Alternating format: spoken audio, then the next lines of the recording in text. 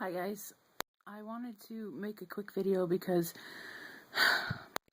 I didn't have a dream, but I had kind of like a revelation, and when I thought about this, I called my pastor and I talked to him about it, and he said that, the Lord does speak to us this way, and he thought for sure that I was being shown something, and I never put it on here, and since I had that revelation, I have not had any more dreams. And one other time that this happened to me where I didn't have any dreams for a long stretch, it's because what the Lord showed me I didn't put on YouTube and share it. And so I think that I need to share this with you guys. But what it is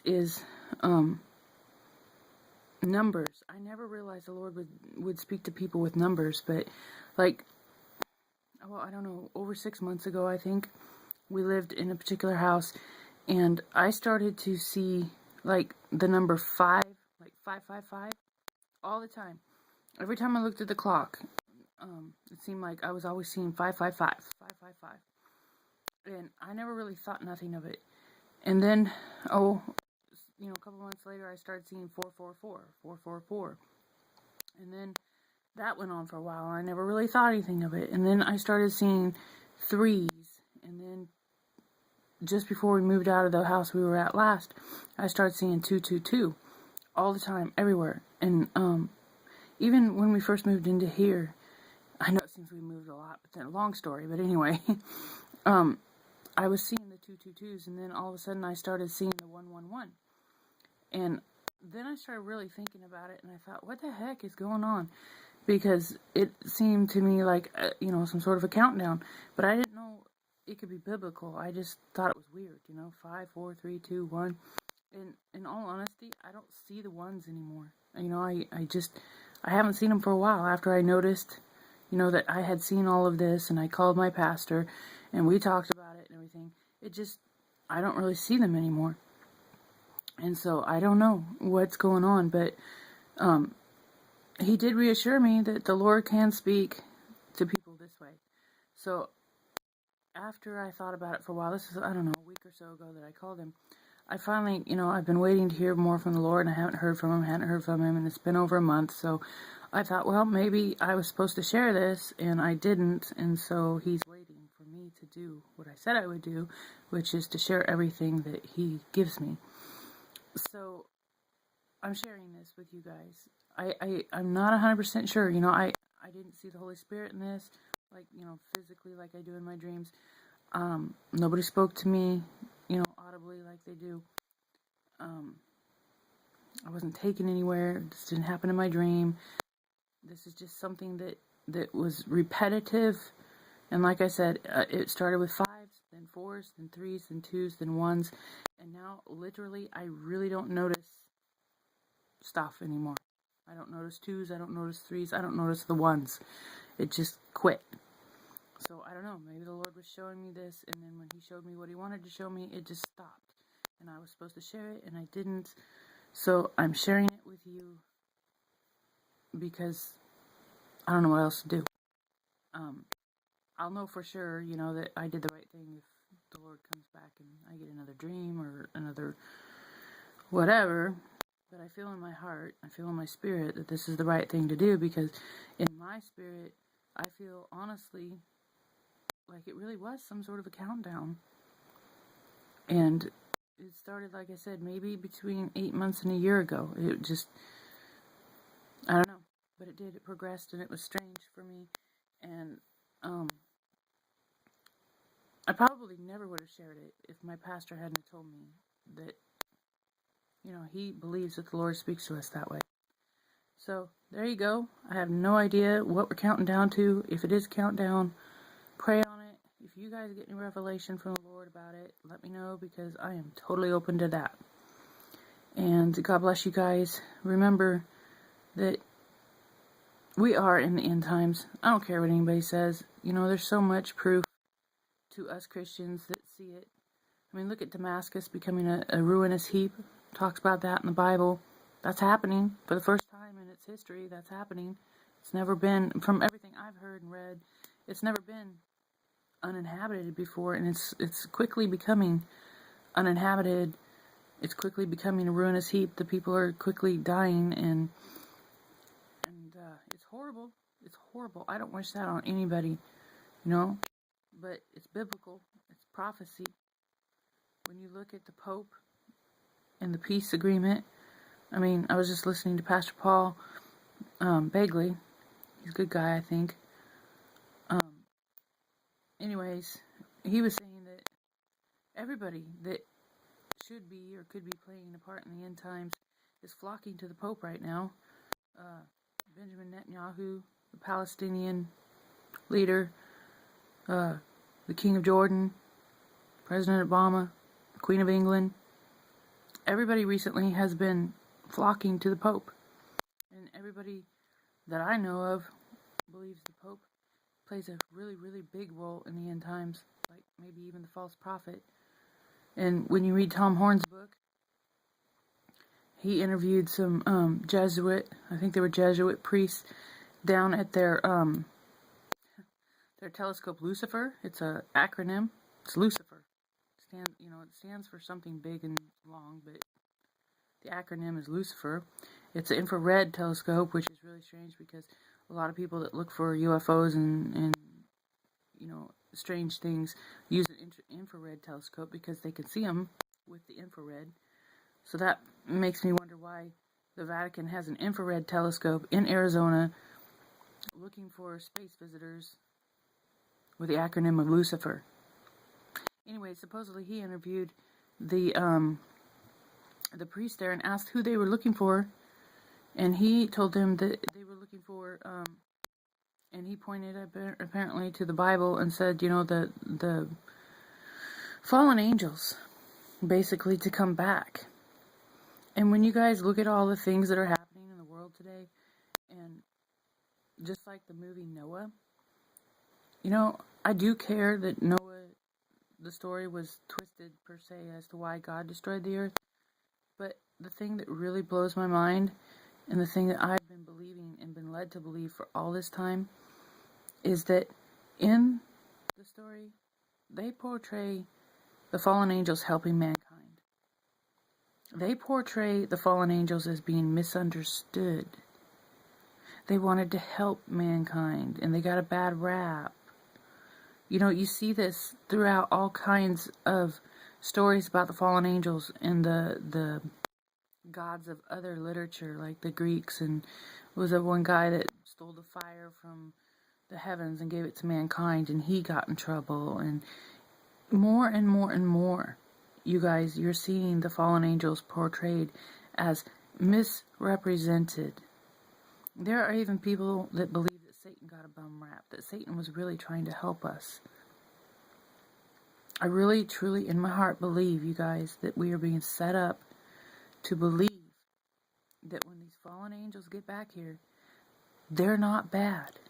They're good. They're here to help. We've destroyed everything here. We can't even manage ourselves. The world's in chaos. We're on the brink of nuclear war. We need help from above. And I heard a quote. I can't quote exactly word for word, but I heard that the Vatican said, and I think this was also Tom Horn, that when these other worldly beings get here, Christians aren't going to be required to change their faith right away, but when it's proven that these fallen beings are better than us, holier than us, closer to God than us, more moral than us, then we're going to have to reevaluate the way we believe. And I just watched a video of the Pope himself talking to people about combining religion, how it doesn't matter about your denomination, we should just break down the barriers, and everybody should just be one big happy family. And Pastor Paul brought up the fact, and what he was saying, that the Pope was also going to talk about, or maybe he did talk to the King of Jordan about religious things, how they could have a religious dialogue. That's Islam, guys. When the Pope is trying to get together with Islam, break down all the barriers between religions, that's only a precursor to one world religion. And it's more Bible prophecy. We really, really, really need to pay attention attention to this stuff because it's kind of almost like creeping in the back door and people aren't really noticing. All the Christian persecution in the world, people, especially in America, didn't really pay attention to because it's so far away and it wasn't happening to them. But now it is. Now it's happening all around us. Anyways, guys, we are in the last days. And the thing that's really scary is if you're watching this and you haven't made up your mind about Jesus, the minute Jesus comes back or you die, it's over for you. You don't get to make the decision after the fact. You have to make that decision now. And that's very, very scary to me because there are so many people that,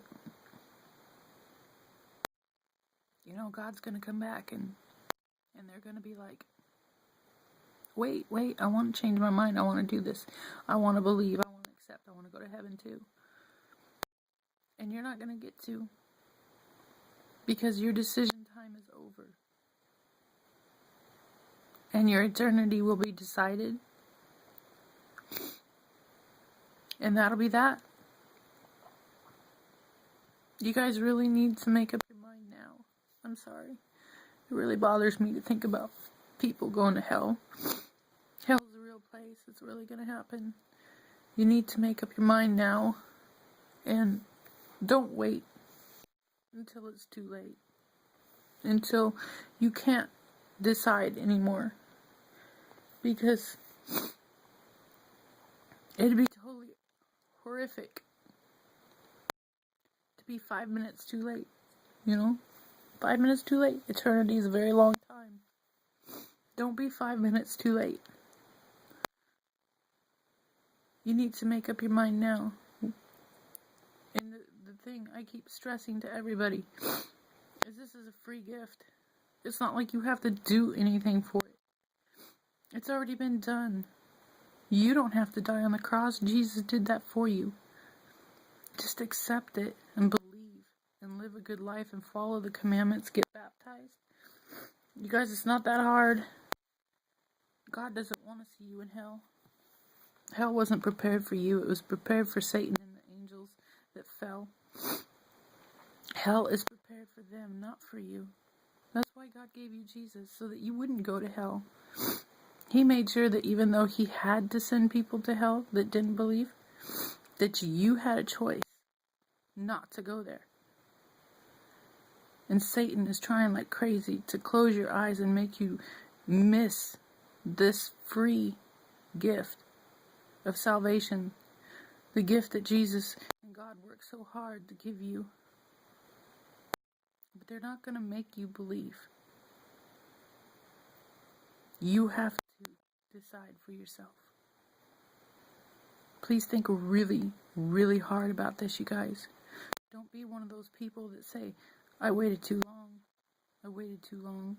Remember the rich man and Lazarus after they died, and he cried out, just let me go back and tell my brothers and sisters and everybody, that about all this so that they don't suffer.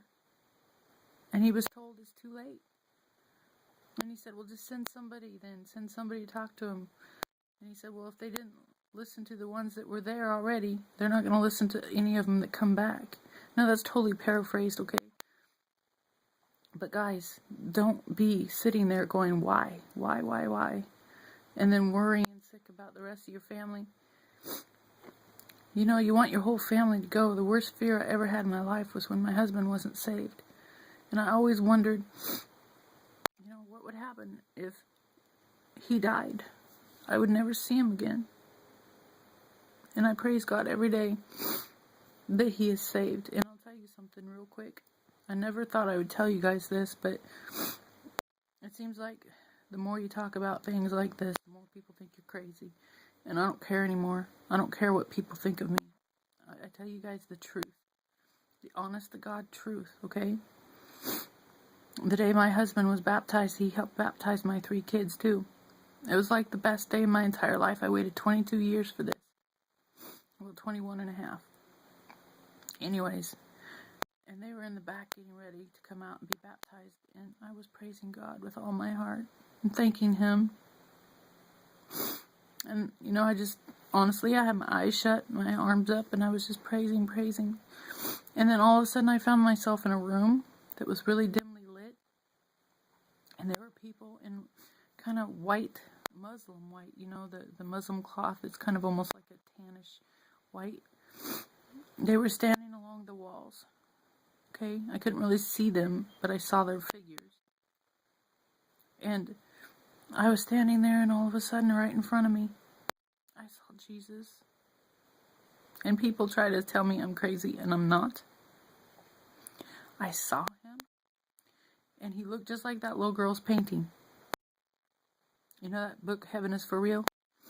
Look it up. The painting of Jesus in there. I can't think of her name. It's a foreign name. And not Anunnaki. Anyways, look it up. It's in the book, Heaven is for Real. Because he picked him out too. They both said that's what Jesus looks like, and that's what he did look like. Not 100%, but 99% is what he looked like. Anyways, he was in front of me, and he was walking towards me. And he had this huge smile on his face. And he had his arms stretched out toward me. And he walked up to me, and he gave me the biggest hug. And we were rejoicing together in the salvation of my husband and my kids being baptized. Because God knew my struggle with getting my husband saved. And everybody was rejoicing. They say that everybody rejoices when people are saved. It's true. Jesus came to me, and we rejoiced together. And I saw him. I literally saw him in a vision.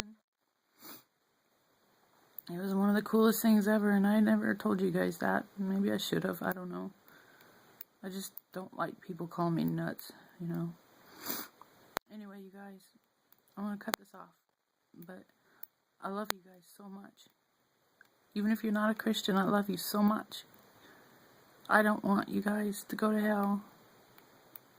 So please, really think about this. Search your heart. Pray about it. Try it. You can always quit if you don't like it, but I guarantee you're going to like it. Anyway, take care, you guys. I love you. Bye.